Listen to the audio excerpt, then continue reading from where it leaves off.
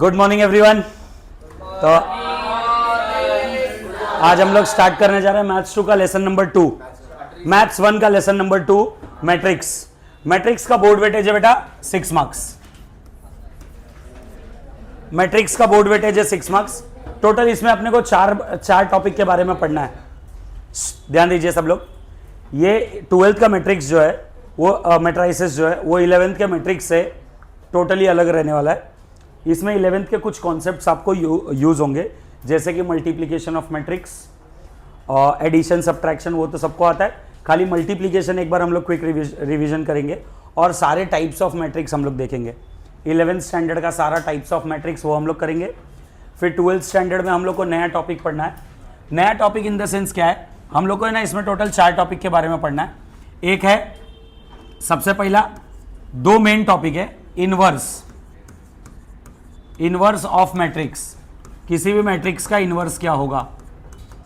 जैसे अपन ने 11th standard में पढ़ा कि 2 मैट्रिक्स ऐड होता है, यस होता है। 2 मैट्रिक्स सब्ट्रैक्ट होता है, यस होता है। 2 मैट्रिक्स मल्टीप्लाई होता है विथ सम कंडीशन, होता है। लेकिन 2 मैट्रिक्स डिवाइड नहीं होता है। 2 मैट्रिक्स डिवाइड नहीं होता है।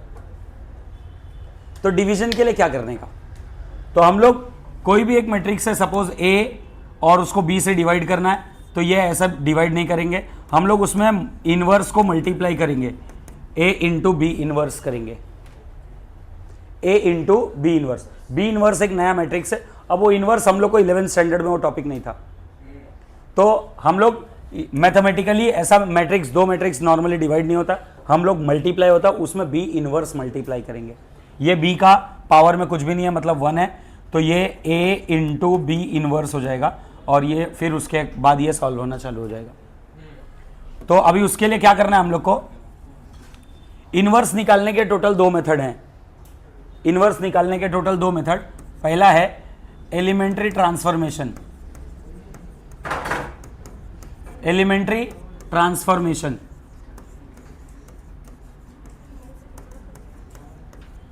और दूसरा है एडजॉइंट मेथड।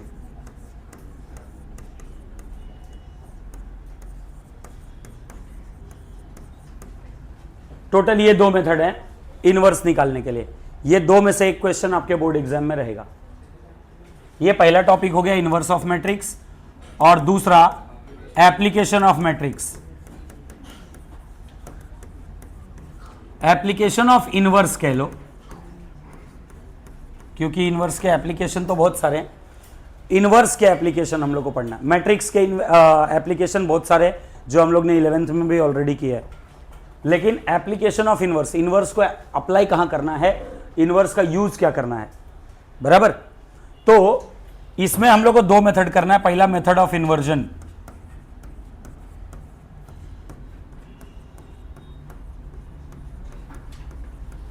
दूसरा है method of reduction.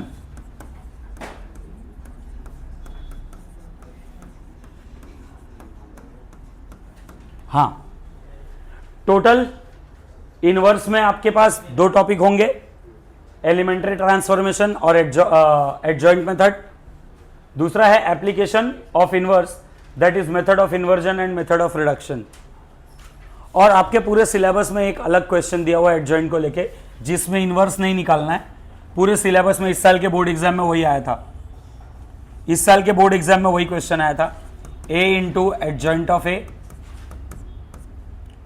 Equal to adjoint of A into A equal to determinant of A times of identity matrix. इस साल के बोर्ड एग्जाम में यही आया था। 2026 के बोर्ड एग्जाम में ये क्वेश्चन आया था, जो कि इनवर्स नहीं निकालना।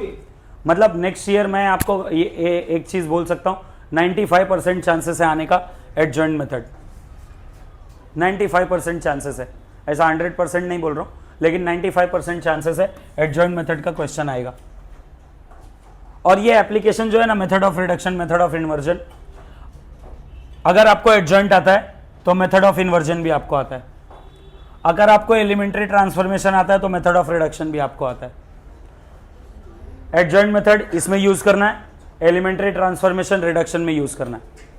तो सिंपल है, अगर आपको एडजॉइंट मेथड आएगा तो यहां से मेथड ऑफ रिडक्शन आएगा, और अगर आपको एलिमेंट्री ट्रांसफॉर्मेशन आएगा तो यहां से मेथड ऑफ इन्वर्जन आएगा। मतलब या तो एडजॉइंट मेथड या तो इन्वर्जन मेथड, दोनों में से एक आएगा ही आएगा, और वो भी 4 मार्क्स के लिए। इन्वर्जन आएगा तो 4 मार्क्स के लिए ही आएगा, इन्वर्जन आएगा तो 4 मार्क्स के, टोटल 6 मार्क्स का बोर्ड वेटेज है, 6 में से 4 मार्क्स का एक क्वेश्चन बनेगा। ये क्वेश्चन की भी औकात अकेले की 4 मार्क्स की है, लेकिन जनरली इसको 3 मार्क्स में देते हैं। लेकिन ये क्वेश्चन अगर 3 into 3 का मैट्रिक्स दे देंगे तो ये अकेले क्वेश्चन की औकात 4 मार्क्स की है, लेकिन हाँ लेंदी है, लेकिन बहुत ज़्यादा इजी है। ये थोड़ा लेंदी नहीं है, छोटा है, लेकिन ये थोड़ा सा बच्चों को डिफिकल्ट जाता है, इसमें ऑपरेशन बनाना पड़ता है। मैं आपको बता रहा हूँ, एक प्रोसीजर बताऊंगा, वो प्रोसीजर फॉलो करो, आपको एक भी क्वेश्चन में, और आज सिखाऊंगा अगर, तो आज के बाद 5 क्वेश्चन आपको प्रैक्टिस करना है, एक्स्ट्रा 5 क्वेश्चन आपको खुद से प्रैक्टिस करना है, उसके बाद बाकी सब आपका। फिर उसके बाद एक भी क्वेश्चन में आप नहीं फंसोगे, आपका मैं एकदम श्योरिटी ले रहा हूं, आप एक भी क्वेश्चन में नहीं फंसोगे। खाली ये प्रोसीजर है, प्रोसीजर याद रखना है। हर बार एलिमेंट्री ट्रांसफॉर्मेशन रिवीजन यही, वही खाली वही प्रोसीजर ही रिवीजन करना, और कुछ मत करना। ऑपरेशन बनाना आपको अपने आप आ जाएगा, उसका भी ट्रिक बताऊंगा आपको, ठीक है। तो ये एक अकेला इकलौता ऐसा क्वेश्चन है, एक एक्सरसाइज में क्वेश्चन है और एक एग्जाम्पल है। टोटल आपकी बुक में 2 ही क्वेश्चन है, एक एक्सरसाइज 2.2 में है और एक एग्जाम्पल है। टोटल सिलेबस में 2 क्वेश्चन है, वो 2 में से एक आया था इस साल। तो ये भी क्वेश्चन बहुत इंपॉर्टेंट है भाई। ये एक हिसाब से एक फॉर्मूला है कि किसी भी मैट्रिक्स को और उसके एडजॉइंट को मल्टीप्लाई करो तो उसके डिटर्मिनेंट का वैल्यू जो होगा उसको आइडेंटिटी मैट्रिक्स में मल्टीप्लाई कर दो, उसके बराबर होगा। देखो कोई भी मैट्रिक्स और उसका एडजॉइंट आपस में मल्टीप्लाई करेंगे तो आइडेंटिटी मैट्रिक्स में डिटर्मिनेंट का नंबर मल्टीप्लाई कर दो, आपका वही आंसर आएगा हर बार। अभी बता रहा हूँ एडजॉइंट क्या होता है। आपने 11th स्टैंडर्ड में डिटर्मिनेंट में किया रहेगा कोफैक्टर, माइनर। तो कोफैक्टर का एक मैट्रिक्स बनाओ, जो कोफैक्टर्स निकाला उसका मैट्रिक्स बनाओ और उसका ट्रांसपोज कर दो, दैट इज द एडजॉइंट। लेंदी है लेकिन बहुत इजी है। मैं आपको एक स्टेप में, अभी ये चैप्टर कंप्लीट होने के बाद जब अपन इसका सीईटी जेईई करेंगे ना, एक स्टेप में कैसे कैलकुलेट करते हैं वो भी बताऊंगा, उसका शॉर्टकट। एक स्टेप में कैसे सॉल्व करते हैं वो भी बताऊंगा। डायरेक्ट क्वेश्चन लिखा है, उसके बाद एडजॉइंट लिखा है। 2 into 2 का तो बहुत ज़्यादा इजी है, वो एक स्टेप याद रखना है। 3 into 3 के लिए भी आपको शॉर्टकट बताऊंगा, ठीक है। तो चलिए शुरू करते हैं हम लोग। फिलहाल 11th स्टैंडर्ड का रिवीजन करते हैं हम लोग थोड़ा सा। जैसे सबसे पहला, what is matrix, definition of matrix.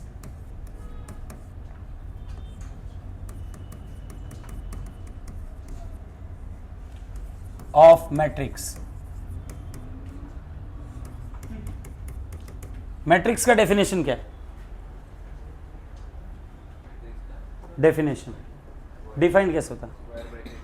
बराबर स्क्वायर ब्रैकेट में रहता है, ये एकदम सही पॉइंट है। और हाँ, रो और कॉलम होता है, ये भी एकदम वैलिड पॉइंट है। रो कॉलम इक्वल नहीं भी हो सकता है, ये भी बहुत सही है। हाँ, एक स्क्वायर ब्रैकेट के अंदर row wise and column wise arranged elements को मैट्रिक्स बोलते हैं, यही है डेफिनेशन स्क्वायर ब्रैकेट के अंदर। अच्छा, जरूरी नहीं है स्क्वायर ब्रैकेट ही रहे, ये ऐसा एक ब्रैकेट है ये भी चलेगा, लेकिन कर्ली ब्रैकेट नहीं, ये नहीं। इसको हम लोग है ना रीड करते हैं जनरली, ना कर्ली ब्रैकेट नहीं, ऐसे वाले फंक्शन को हम लोग ग्रेटेस्ट इंटीजर फंक्शन रीड करते हैं, बराबर ना। और फिर ऐसे ही एक छोटा ब्रैकेट रहता है, इसके अंदर एक्स रहे, ये क्या है? Fractional part function. ये क्या है? Fractional part function. ये है ग्रेटेस्ट इंटीजर फंक्शन, ये है फ्रैक्शनल पार्ट फंक्शन। तो जनरली ये कर्ली ब्रैकेट हम लोग मैट्रिक्स के लिए नहीं यूज़ करते हैं। मैट्रिक्स के लिए ये 2 टाइप का ब्रैकेट यूज़ होता है, एक तो ये स्क्वायर ब्रैकेट होगा और या तो ये स्मॉल ब्रैकेट जिसको हम लोग बोलते हैं, ऐसा ब्रैकेट होगा। कर्ली ब्रैकेट नहीं यूज़ होगा। और अगर आपने वर्टिकल लाइन बना दिया, आपने बोला सर ऐसा भी तो होता है, तो ये गलत है, ये डिटर्मिनेंट हो गया। अगर row wise column wise arranged elements हो गए तो ये डिटर्मिनेंट हो गया। और डिटर्मिनेंट में आप मैट्रिक्स का साइन लिखो, मैट्रिक्स में डिटर्मिनेंट का साइन लिखो, टोटल गलत, 0 मार्क्स। क्यों मालूम है? दोनों की प्रॉपर्टीज तो टोटली डिफरेंट है ना। ये एक स्केलर है, ये एक मैट्रिक्स है। ये एक स्केलर है, स्केलर मतलब इसका आंसर एक नंबर आएगा, और मैट्रिक्स कभी एक्सपांड होता ही नहीं है। मैट्रिक्स का डिटर्मिनेंट एक्सपांड होता है, बराबर? अरे यस और नो? ओके, तो इसके बारे में मैं आपको बता देता हूं।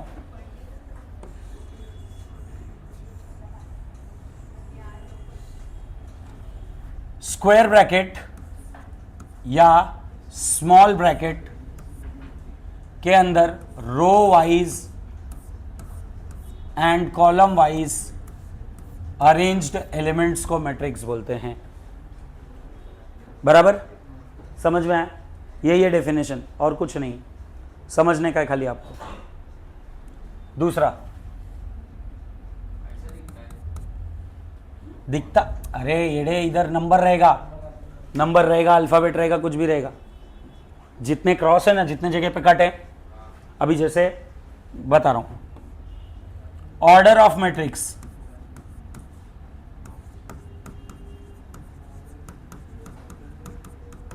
Order of matrix, order of matrix क्या है? किसी भी मैट्रिक्स में कितने नंबर ऑफ रो हैं और कितने नंबर ऑफ कॉलम हैं। इसमें कितने रो दिख रहे हैं? 2, और कॉलम कितने दिख रहे हैं? 3। तो इस मैट्रिक्स का ऑर्डर हो गया 2 × 3, बराबर? किसी भी मैट्रिक्स में A11, A12, A13, A21, A22, A23, A31, A32, A33, इसका ऑर्डर कितना हो गया? 3 × 3, 3 रो 3 कॉलम। ये देख बेटा, ये जो पोजीशंस बताई है मैंने जानबूझ के लिख के बताया, ध्यान दे। A11 क्या है? First row first column. पहला वाला 1 रिप्रेजेंट कर रहा है नंबर ऑफ रो, और दूसरा वाला रिप्रेजेंट कर रहा है नंबर ऑफ कॉलम।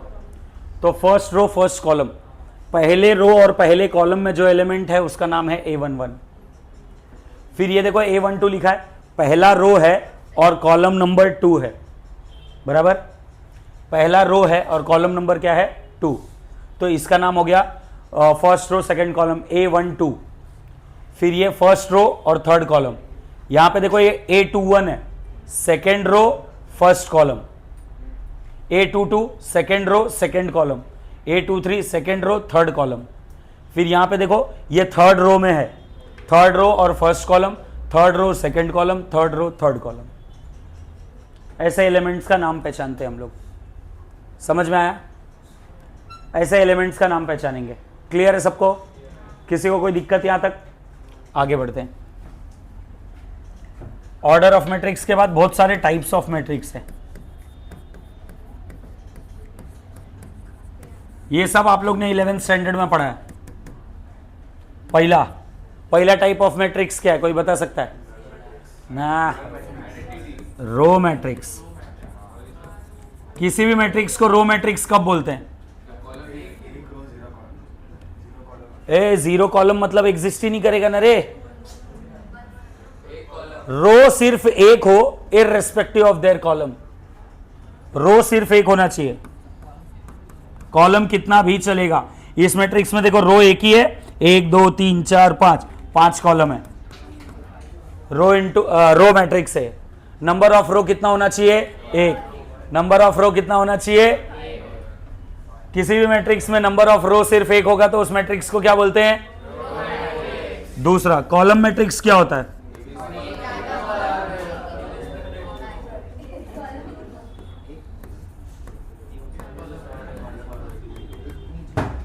किसी भी मैट्रिक्स में कितना भी रो हो मतलब का नहीं है, कॉलम सिर्फ 1 होना चाहिए। तो ये हो गया 4 × 1। देखो 1 2 3 4 कॉलम एक ही है, वर्टिकल लाइन एक ही है। कितना भी रो हो मैटर नहीं करता है, कॉलम सिर्फ 1 होगा तो उसको कॉलम मैट्रिक्स बोलेंगे। कितना भी कॉलम हो मैटर नहीं करता है, रो सिर्फ 1 होगा तो रो मैट्रिक्स। इसके बाद थर्ड हम लोग ने किया था नल मैट्रिक्स। आराम से रे,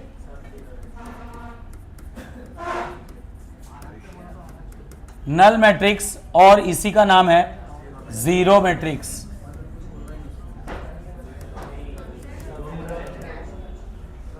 हाँ, हो गया बेंच का सब सही, ऑल सेट, पू पा की कहाँ सब हो गया। और कोई तो है ना बेंच पे कंटिन्यूसली ऐसे पैर ऐसे हिला रहा है, प्लीज मत करो, बोलने के बाद और हो रहा है, ये अच्छा नहीं लगता है, डिस्टर्ब हो रहा है। ओके, यस, बस बस, ओ हीरो। अच्छा, एक चीज तो बताया ही नहीं रे, रिप्रेजेंटेशन ऑफ मैट्रिक्स। ठीक है, एक मिनट अब भी बता देता, एक मिनट रुकना बाय। सेलेक्ट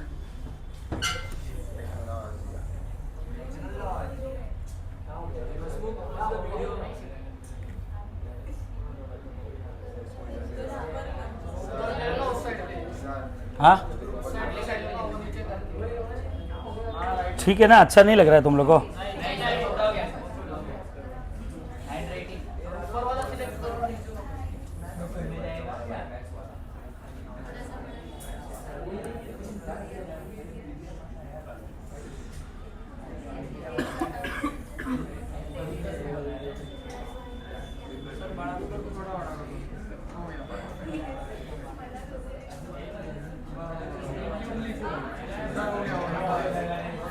ठीक, ओके माय डियर बच्चा पार्टी, प्लीज पे अटेंशन।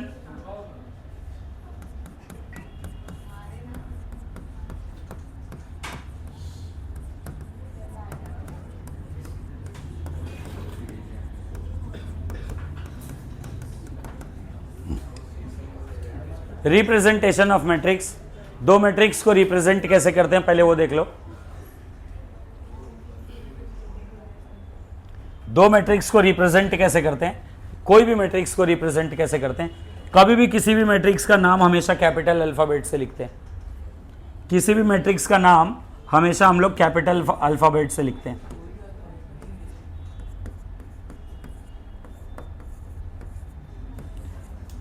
तो ये 3x3 का मैट्रिक्स हो गया, और उसके अंदर के एलिमेंट्स का नाम जनरली हम लोग स्मॉल अल्फाबेट से लिखते हैं, लेकिन उसमें ना कभी आपको क्वेश्चन में ही ऐसा दिया रहेगा, मान लो कोई एक मैट्रिक्स है जो ABCDEF 2x3 मैट्रिक्स ही ऐसा दिया हुआ है, तो आप उसको कैसे रिप्रेजेंट करोगे, ऑलरेडी स्मॉल अल्फाबेट दिया हुआ है। तो बेटर हम लोग है ना ये वाला मेथड से इसको, इसके एलिमेंट्स को रिप्रेजेंट करेंगे। A11 हो गया 1, A12 हो गया 2, A13 हो गया 3, A21 हो गया 4, A22 हो गया, A23 हो गया, A31, A32, A33, समझ में आया? सिमिलरली यहां पे भी ध्यान दे रहे, बात नहीं कर। A11 A हो गया, A12 B हो गया, A13 C, A21 A22 A23, समझ में आया? ऐसे हम लोग नाम को रिप्रेजेंट करेंगे एलिमेंट्स को, और कोई भी मैट्रिक्स का नाम हमेशा कैपिटल अल्फाबेट से लिखेंगे। सर डिटर्मिनेंट का भी नाम कैपिटल अल्फाबेट से,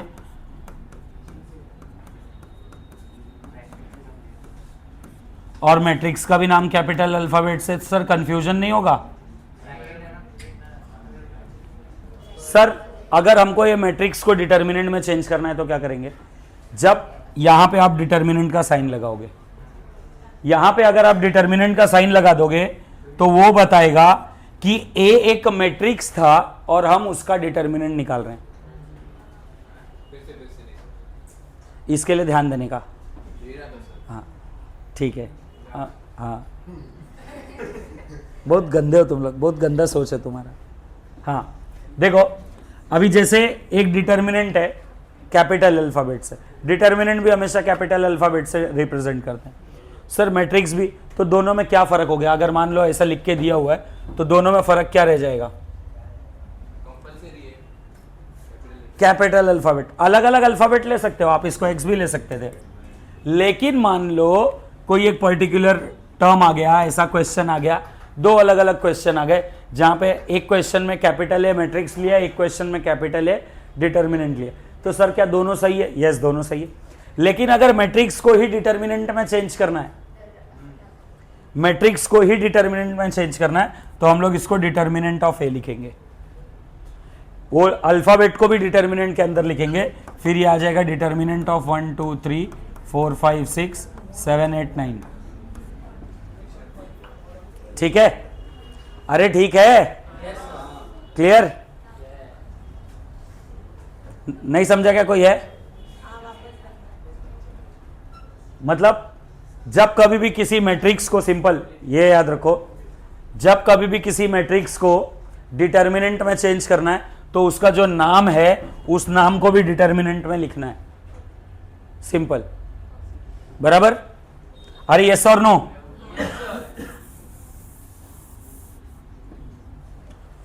ओके।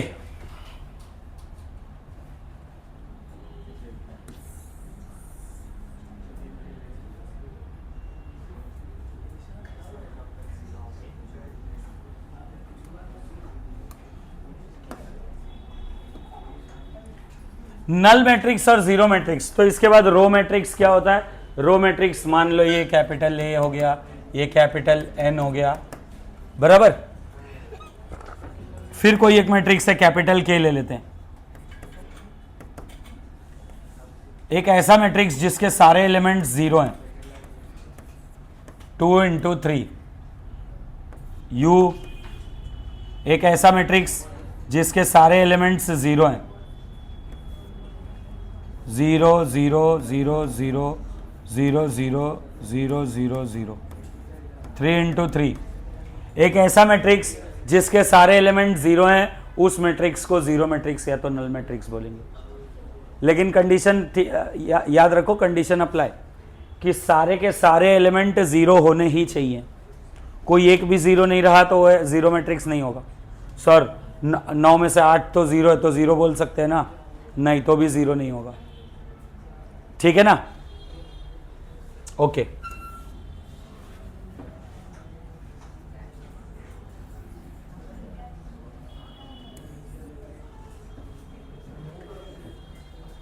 फिर इसके बाद है बच्चों, ध्यान देना, fourth one,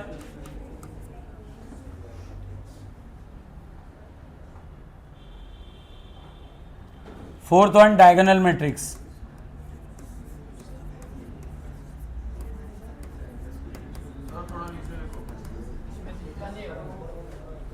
diagonal matrix, diagonal matrix क्या है?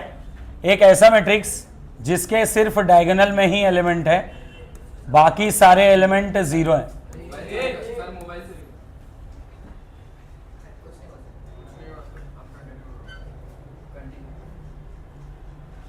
इरिटेट करने वाला काम मत करो ना बच्चों। ओके, एक ऐसा मैट्रिक्स जिसके खाली डायगोनल में ही। अच्छा, अब डायगोनल मैट्रिक्स होने के लिए सबसे पहले मैं ये डायगोनल नहीं, एक स्क्वायर मैट्रिक्स बताता हूं।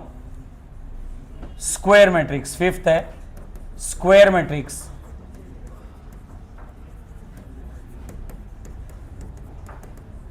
स्क्वायर मैट्रिक्स क्या है? एक ऐसा मैट्रिक्स जिसमें नंबर ऑफ रो और number of column same to same हो। एक ऐसा मैट्रिक्स जिसमें स्क्वायर बन रहा है ना, 3 का स्क्वायर 9, 2 का स्क्वायर 4, 4 का स्क्वायर 16।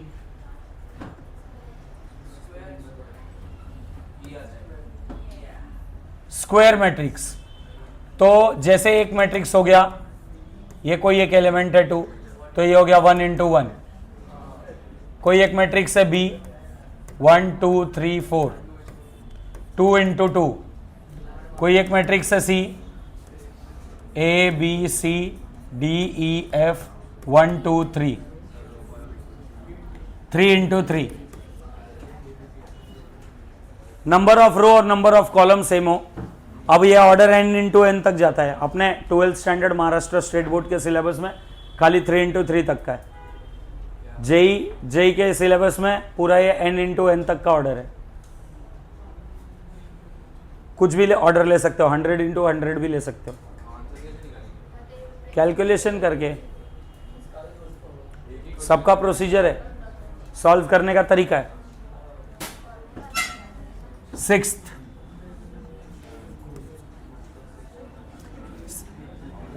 नहीं ये 4 था, सॉरी ये 4 था। फिर 5 diagonal matrix. Diagonal matrix, diagonal matrix क्या होता है बेटे? तुम लोगों को बेसिक्स बता रहा हूं, नहीं पढ़ने का तो बोल दो, मैं आगे का सिलेबस स्टार्ट करता हूं। ये 11th स्टैंडर्ड मुझे भी ऐसा तुम्हारे 12th में पढ़ाने में इंटरेस्ट नहीं है, अगर तुमको पढ़ने में इंटरेस्ट नहीं है तो।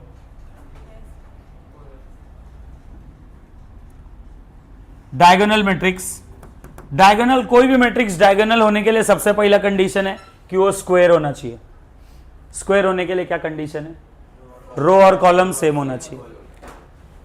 डायगोनल मैट्रिक्स 1, कंडीशन ये है डायगोनल में ही एलिमेंट होंगे, बाकी के सारे एलिमेंट 0।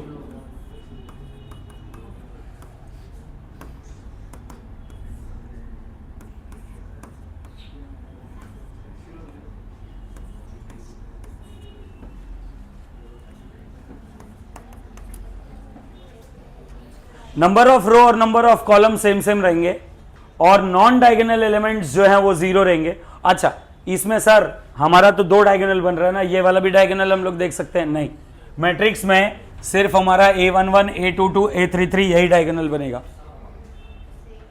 मैट्रिक्स में हम लोग का ये वाला डायगोनल नहीं बनेगा, 1 3 2 2 3 1, ये डायगोनल नहीं काउंट होगा।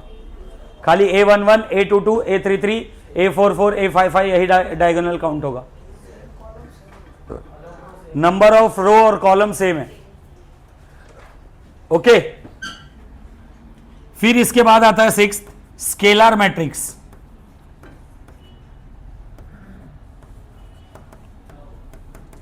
किसी भी मैट्रिक्स को स्केलर मैट्रिक्स कब बोलते हैं? स्केलर मैट्रिक्स होने के लिए कंडीशन यह है कि वो डायगोनल होना चाहिए, और डायगोनल होने के लिए कंडीशन यह है कि वो स्क्वायर होना चाहिए। तो डायगोनल होने के लिए मतलब नॉन डायगोनल एलिमेंट 0 और डायगोनल एलिमेंट सेम होने चाहिए, तो वो स्केलर हो जाएगा।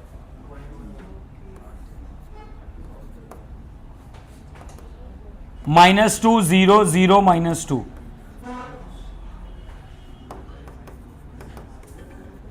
3 0 0 0 3 0 0 0 3, ये स्केलर मैट्रिक्स का एग्जाम्पल है। इसके बाद फिर आता है सबसे ज्यादा इंपॉर्टेंट, जिसके बारे में अभी 12th में भी बहुत ज्यादा काम है, जो बहुत ज्यादा यूजफुल है, उसका नाम है आइडेंटिटी मैट्रिक्स।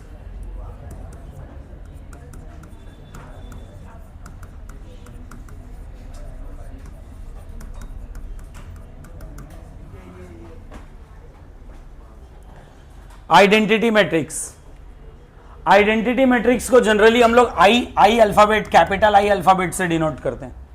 बाकी और किसी का ऐसा नाम नहीं है, लेकिन आइडेंटिटी मैट्रिक्स को ऐसे जनरली हम लोग कैपिटल आई अल्फाबेट से डिनोट करते हैं। बराबर, आइडेंटिटी मैट्रिक्स को हम लोग जनरली कैपिटल आई अल्फाबेट से डिनोट करते हैं। पहला एक है I1। I1 मतलब क्या हो गया? ऐसा मैट्रिक्स जिसका रो और कॉलम 1 हो। आइडेंटिटी होने के लिए वो स्केलर होना चाहिए। स्केलर के लिए कंडीशन क्या है? कोई भी मैट्रिक्स आइडेंटिटी होने के लिए वो स्केलर होना चाहिए, स्केलर होने के लिए वो डायगोनल होना चाहिए, डायगोनल होने के लिए वो स्क्वायर होना चाहिए। मतलब नंबर ऑफ रो और नंबर ऑफ कॉलम सेम होना चाहिए। फिर नॉन डायगोनल एलिमेंट 0 होने चाहिए, डायगोनल एलिमेंट सेम होने चाहिए, सेम में भी फिक्स वो 1 ही होना चाहिए, तो वो बन जाएगा आइडेंटिटी। I2 ऑर्डर एक मैट्रिक्स का 2 into 2 रहेगा, 1 0 0 1।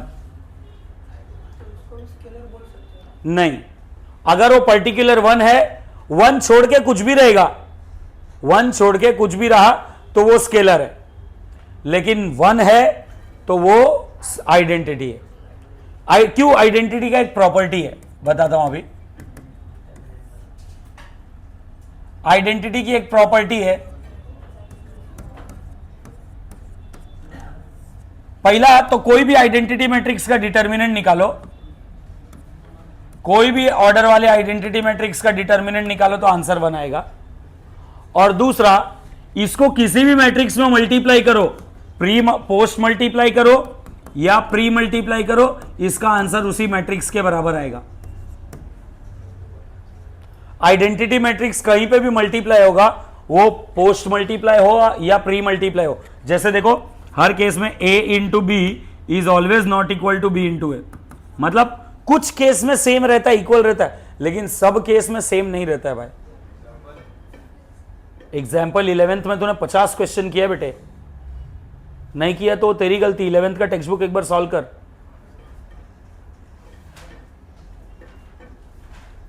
ओके, a इंटू बी हर केस में इक्वल नहीं होता, कुछ केस में इक्वल होता है। वो क्वेश्चन की सिचुएशन के ऊपर डिपेंड करता है, क्या नंबर्स आए हैं, वो गलती से सेम रहता है, गलती से ही सेम होता है, बाकी हर बार सेम नहीं होता है।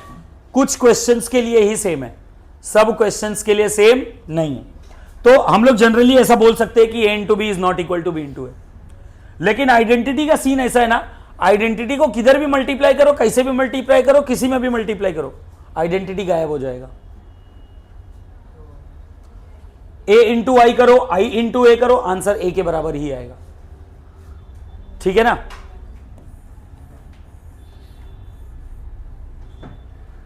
ओके,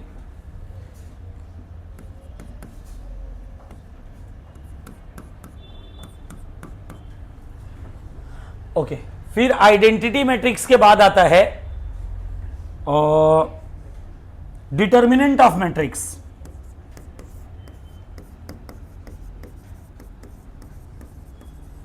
नहीं, डिटर्मिनेंट बाद में बताता हूं, पहले देख लो अपर triangular matrix.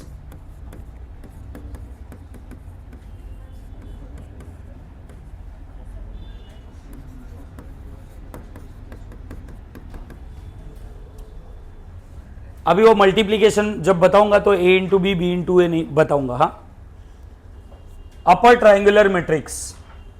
Upper triangular matrix क्या होता है? अब इसका भी कंडीशन है कि भाई ये स्केलर, ये स्क्वायर होना चाहिए। स्क्वायर मतलब क्या? रो और कॉलम सेम। स्क्वायर मतलब रो और column same. Square matrix, number of row और number of column same.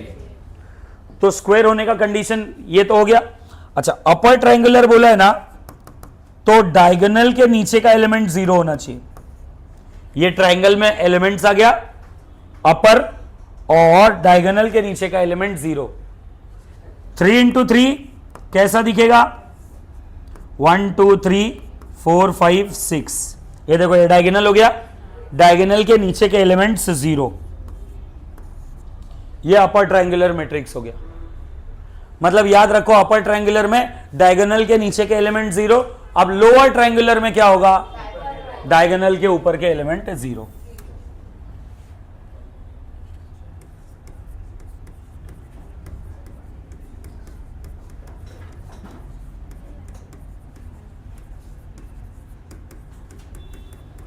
Lower triangular matrix. Lower triangular matrix में सेम कंडीशन सेम फुलफिल कर रहा है कि भाई वो स्क्वायर होना चाहिए। ये देखो, ये ऑर्डर 2 इंटू 2 है, ये ऑर्डर 3 इंटू 3 है। स्क्वायर होना चाहिए 1 2 3, डायगोनल के ऊपर का एलिमेंट है 0, तो इसको बोलेंगे हम लोग लोअर ट्रायंगुलर मैट्रिक्स। ये पॉजिटिव नेगेटिव कुछ भी हो। अच्छा, एक ऐसा भी है, ये 3 की जगह पे 0 हो गया, तो सर क्या ये लोअर ट्रायंगुलर हुआ? हुआ। देखो, ट्रायंगल में अगर ये 0 हो जाता था ना, इसकी जगह पे ये 0 होता था ना, तो नहीं था, वो गड़बड़ है। समझ में आया? ये 2 0 और ये 3, ये अभी भी लोअर ट्रायंगुलर मैट्रिक्स है। ये एलिमेंट्स क्या है, उससे लेना देना नहीं है। डायगोनल के ऊपर का एलिमेंट 0 होना चाहिए, बराबर। अगर ये 3 भी 0 हो जाएगा तो कौन सा मैट्रिक्स हो जाएगा? नल मैट्रिक्स, बराबर। अभी 1 2 3 4 0 5 और ये 0 0 0। सर क्या ये लोअर ट्रायंगुलर मैट्रिक्स है? यस है। सारे एलिमेंट 0 नहीं है ना, ये एक की जगह पे 2 0 होते तो भी चल जाता। ऊपर के सारे एलिमेंट 0 है ना, तो ये लोअर ट्रायंगुलर हुआ। डायगोनल जीरो भी हो सकता है, ये तीन के तीनों जीरो हो सकते हैं। हाँ, नीचे के तीनों जीरो हो जाएंगे तब तो ये डायगोनल मैट्रिक्स हो जाएगा ना रे बेटे, बराबर। ओके, फिर इसके बाद है 10th diagonal determinant of matrix.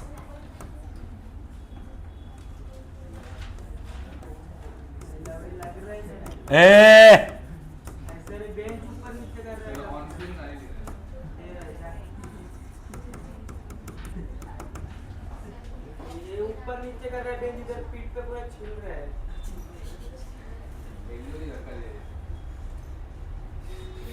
Matter शांत करके आ रहा हूं मैं, 1 मिनट। ओके गाइस, तो मैटर शांत हो गया है। अंशुमन नाराज है थोड़ा सा, मैटर अंशुमन का था ही नहीं, फिर भी अंशुमन नाराज है। ठीक है, चलेगा। शांत, नहीं नहीं, यस। तो हम लोग कौन से टॉपिक पे थे? डिटर्मिनेंट। ध्यान दो बच्चों, बस दाई खत्म तुम्हारा। Determinant of matrix. Determinant of matrix क्या है? कोई भी एक मैट्रिक्स, कोई भी एक डिटर्मिनेंट है। सपोज 1 2 3 4, ये एक मैट्रिक्स है, बराबर। और इसका डिटर्मिनेंट निकालना है, इस मैट्रिक्स का डिटर्मिनेंट निकालना है। तो इस मैट्रिक्स का डिटर्मिनेंट हम लोग ऐसे रिप्रेजेंट करेंगे। इस मैट्रिक्स का हम लोग डिटर्मिनेंट 4 × 1 - 2 × 3। ये स्टेप नहीं लिख के बताओगे चलेगा, अब आप बड़े बच्चे बन गए हो। 4 - 6, आंसर इज -2।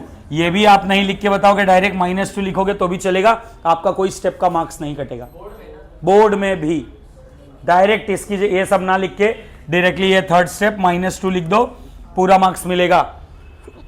डिटर्मिनेंट ऑफ ए, बराबर ना? ओके, लेकिन पहले डिटर्मिनेंट रिप्रेजेंट करने का, determinant of A is equal to 1 2 3 4 और फिर determinant of A is equal to -2 लिख दो, you will get full marks. ठीक है ना? ये 10th स्टैंडर्ड का स्टेप वे स्टेप लिखने का, एक्टिविटी में 2 3 4 लिखने का, बताने का, है ना? फिर इसी में दूसरा एक एग्जांपल लेता हूं, बी 1 2 3 4 5 6 7 8 9। चलो इसका डिटर्मिनेंट निकालो। Determinant of B 1 2 3 4 5 6 7 8 9। अपन ने 11th स्टैंडर्ड में सीखा है डिटर्मिनेंट को एक्सपांड करना 3 × 3 का।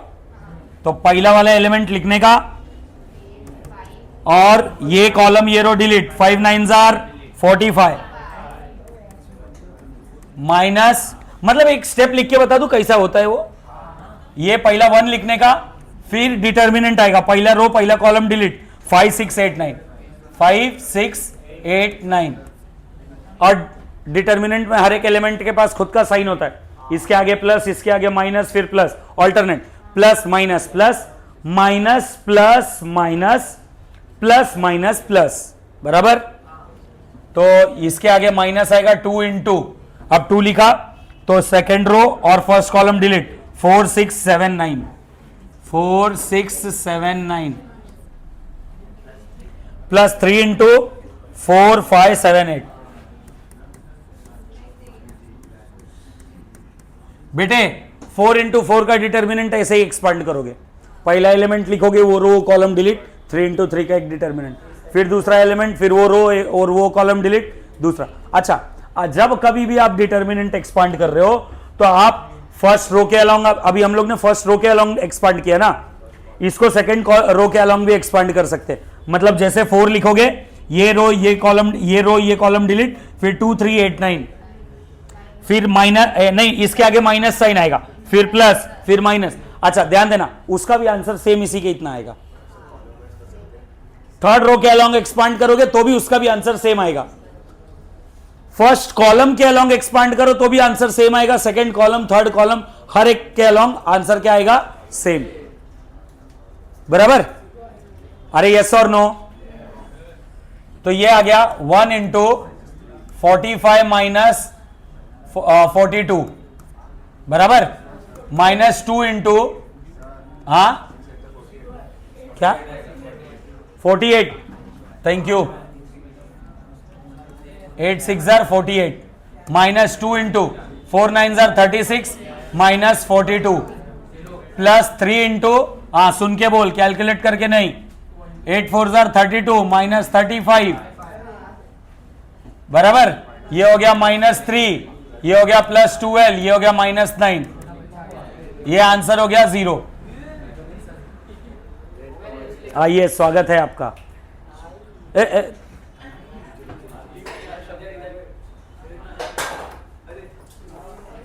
ठीक है, ध्यान दीजिए। ए बेटे, डिटर्मिनेंट ऑफ बी का आंसर क्या आया? 0 बराबर। अब ये समझ में आया डिटर्मिनेंट कैसे निकालना है। अब ध्यान देना बच्चों, इसके बाद आता है 11th singular matrix. Singular matrix,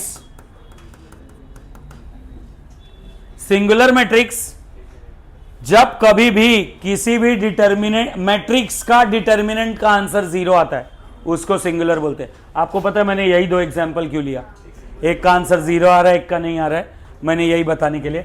जब कभी भी किसी मैट्रिक्स के 1 2 3 4 5 6 7 8 9 तो इसका डिटर्मिनेंट ऑफ बी जो है वो 0 आ रहा है, तो बी इज सिंगुलर मैट्रिक्स।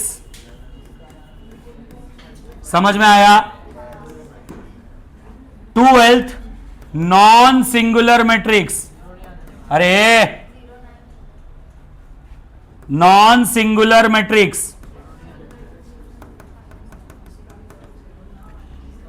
जैसे कोई एक मैट्रिक्स है A 1 2 3 4, इस मैट्रिक्स का डिटर्मिनेंट का आंसर कितना आया? -2, तो ये डिटर्मिनेंट, ये मैट्रिक्स कहलाएगा नॉन सिंगुलर मैट्रिक्स।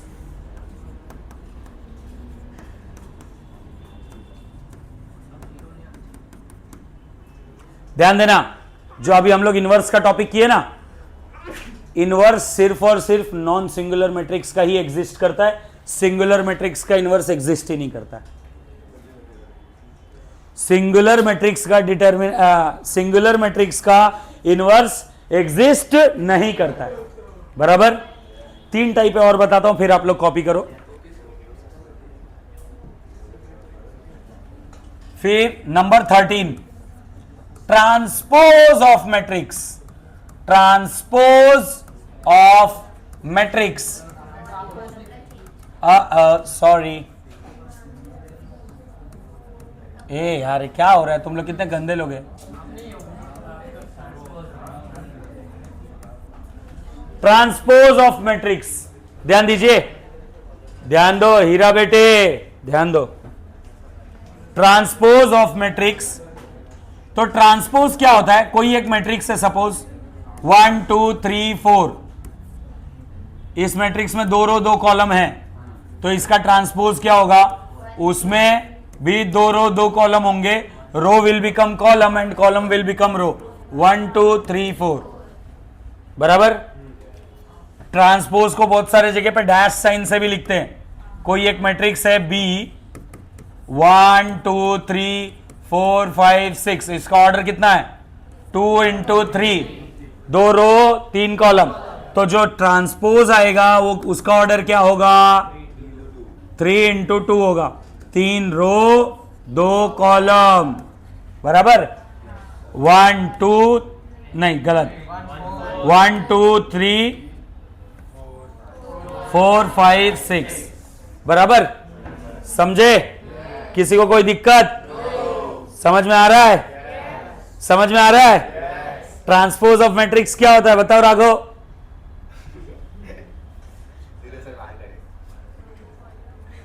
जब कभी भी रो को कॉलम बना दो, कॉलम को रो बना दो, number of row will become number of column and number of column will become number of row, उसको क्या बोलेंगे? ट्रांसपोज ऑफ मैट्रिक्स, बराबर है? क्लियर? कोई दिक्कत? ठीक है। 14th, अब ये ट्रांसपोज से रिलेटेड है भाई, symmetric matrix. Symmetric matrix symmetric matrix म्हणजे काय?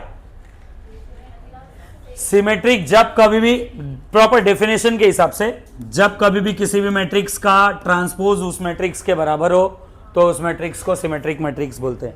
फॉर एग्जाम्पल, सबसे बेस्ट एग्जाम्पल है AHG HBF GFC. याद रखने के लिए बताया था तुमको कुछ. All happy girls having best friend go for classes. बराबर. ये हो गया तुम लोग घर पे पढ़ाने का संस्कारी वर्जन. तुम नालायकों के लिए एक वर्जन बता रहा हूं.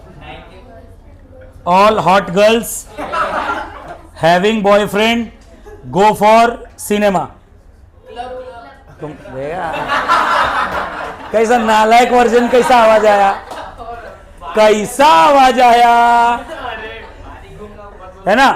सुनो, अब ये याद रहेगा, ये सबको याद रहेगा, ठीक है ना. क्लब जाओ तुम लोग, ठीक है. लेकिन याद रखो, पढ़ाई करने के लिए संस्कारी वर्जन ही याद रखने का. बराबर. All happy girls having best friend go for classes. बराबर ना. तो ये क्या है, ध्यान दो, ये बताने का मेरे इंटेंशन क्या है. सुनो तो, जैसे इसका एक ये देखो, A11 A12 A13 A21 A22 A23 A31 A32 A33. इधर ध्यान देना बच्चों, 1 1 2 2 3 3, ये ABC अलग अलग नंबर रिप्रेजेंट कर रहा है. 1 2 उसका ट्रांसपोज 2 1, दोनों सेम सेम. 1 3 उसका ट्रांसपोज 3 1, सेम सेम. 2 3 उसका ट्रांसपोज 3 2, सेम सेम. तो A will become A transpose. चाहिए तो इसका ट्रांसपोज निकाल के देख लो. इसका ट्रांसपोज निकालेंगे हम लोग. A ट्रांसपोज विल बिकम, देखो, AHG HBF GFC. देखो सेम आ गया. AHG HBF GFC सेम आ गया. जब कभी भी याद रखना, सिमेट्रिक मैट्रिक्स का मैथमेटिकल कंडीशन ये है, जब कभी भी A और A ट्रांसपोज, कोई भी मैट्रिक्स और उसका transpose exactly same to same होगा तो वो मैट्रिक्स क्या होगा, सिमेट्रिक मैट्रिक्स. और दूसरा सबसे ज्यादा इंपॉर्टेंट, स्क्यू सिमेट्रिक मैट्रिक्स के ऊपर भाई बहुत क्वेश्चन एमसीक्यू बनता है. एमसीक्यू बहुत बनता है. तुम अभी सीईटी के पीवाईक्यू सॉल्व कर लो तो तुमको हर साल 1 या 2 क्वेश्चन तुमको स्क्यू सिमेट्रिक मैट्रिक्स के ऊपर मिलेंगे ही मिलेंगे. हर साल 1 या 2 क्वेश्चन, मतलब चांसेस है तुमको भी स्क्यू सिमेट्रिक मैट्रिक्स का ही क्वेश्चन आए एग्जाम में.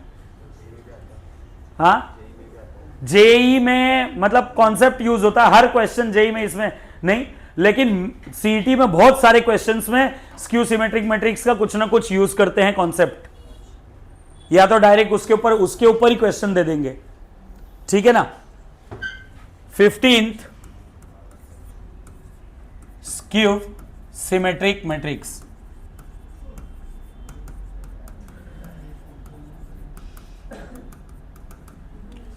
स्क्यू सिमेट्रिक मैट्रिक्स क्या है?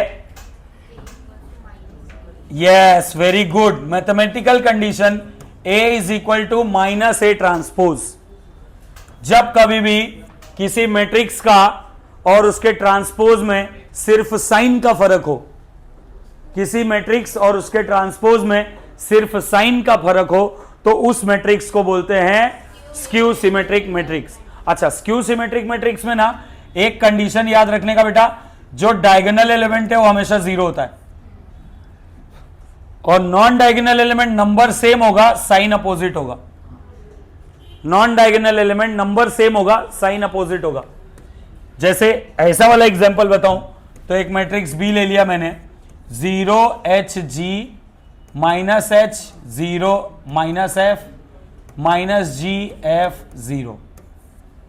देखो, डायगोनल एलिमेंट 0 हो गया, डायगोनल एलिमेंट 0 हो गया, non diagonal element number same same है, साइन अपोजिट है, number same same sign opposite, number same same sign opposite. अच्छा, अगर मैं बोलूं आपको बनाने के लिए कोई भी एक मैट्रिक्स को सिमेट्रिक मैट्रिक्स बनाओ, कोई भी एक मैट्रिक्स को सिमेट्रिक बनाओ, तो A प्लस A ट्रांसपोज कर दो, तो जो नया मैट्रिक्स आएगा इज ऑलवेज, एक मिनट, हाँ, थोड़ा गंदा दिख रहा है, A plus A transpose is always symmetric matrix.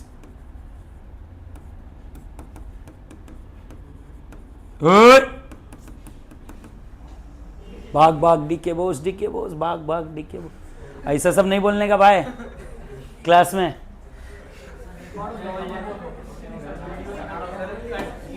Okay, दूसरा ध्यान दो। अब कोई भी एक रैंडम मैट्रिक्स दिया हुआ और बोला है उसको स्क्यू सिमेट्रिक बनाओ, तो उस मैट्रिक्स में से उसके ट्रांसपोज को सब्ट्रैक्ट कर दो, उस मैट्रिक्स में से उसके ट्रांसपोज को सब्ट्रैक्ट कर दो। ये हमेशा is always a skew symmetric matrix.